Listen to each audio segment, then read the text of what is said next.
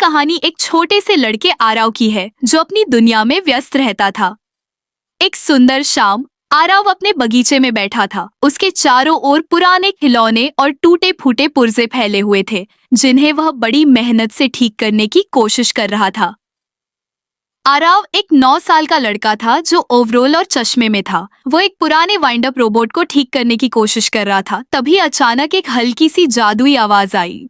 अब सबको नए खिलौने पसंद हैं, लेकिन पुराने, उनकी भी कहानियां हैं। आरव दौड़ते दौड़ते एक रहस्यमय रेलवे ट्रैक के पास पहुंचा जिस पर एक अजीब सी चमक थी। अचानक जैसे ही आरव ने उस ट्रैक को देखा, एक अद्भुत जादुई ट्रेन वहां प्रकट हुई। वह ट्रेन जो हवा में लटकी हुई थी, एक चमकदार मुस्कुराते हुए इंजन के साथ आई जिससे सितारों की शक्ल में भाप निकल रही थी। सभी सवार हो जाएं। इमेजिनेशन की कोई उम्र या समाप्ति तिथि नहीं होती। यह क्या था? क्या यह सच है? केवल वे लोग जिन्हें पुराने चीजों के जादू पर विश्वास होता है वही इसे देख सकते हैं। ट्रेन के दरवाजे खुल गए और आरव के सामने 6 अन्य बच्चे मुस्कुराते हुए खड़े थे। वे सभी खुशी से आरव का स्वागत कर रहे थे। इमेजिनेशन ट्रेन में स्वागत है, जीनियस इन्वेंटर।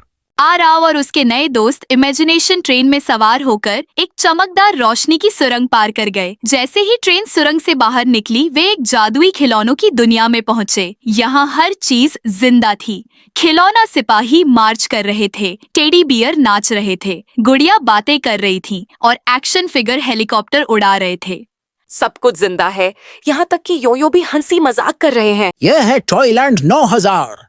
उनकी हंसी अचानक रुक जाती है जब उन्हें एक धीमी सी रोने की आवाज सुनाई देती है। कैमरा एक पुरानी धूल धुआं वाली शेल्फ पर जाता है जहां एक फटा हुआ टेडी बियर टोटो बैठा हुआ था जिसकी एक आंख गायब थी। मुझे कभी प्यार मिलता था, अब कोई नहीं खेलता।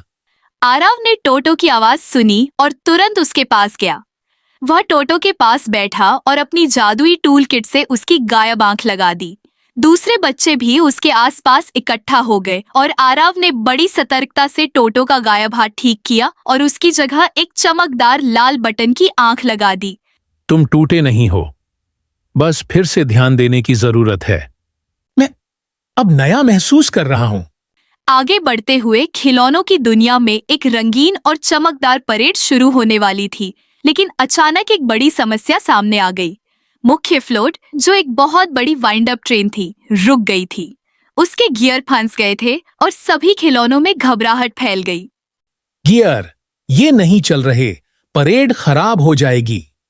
टोटो, तुमने कभी पुराने खिलौने की ट्रेन चलाई थी ना? मुझे हर लीवर याद है। सभी बच्चे और खिलौने मिलकर काम करते हैं। माया गियर को ठीक करने में मदद करती है, जिया ऊर्जा स्तर चेक करती है और लियो सभी की हिम्मत बढ़ाता है। परेड शुरू होती है जो पहले से कहीं ज्यादा चमकदार और शानदार होती है। रात हो गई और खिलौनों की दुनिया आकाशीय आतिशबाजी और लाइट से चमक रही थी।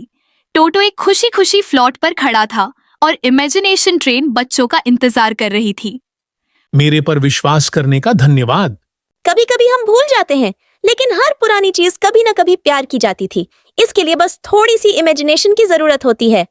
पुराने लोग और चीजें बेकार नहीं होते, उनमें ऐसी कहानियां, यादें और जादू होता है जिन्हें बचाकर रखना जरूरी है। लाइक करें, सब्सक्राइब करें और नीचे कमेंट्स में अपना पसंदीदा खिलौना याद करें।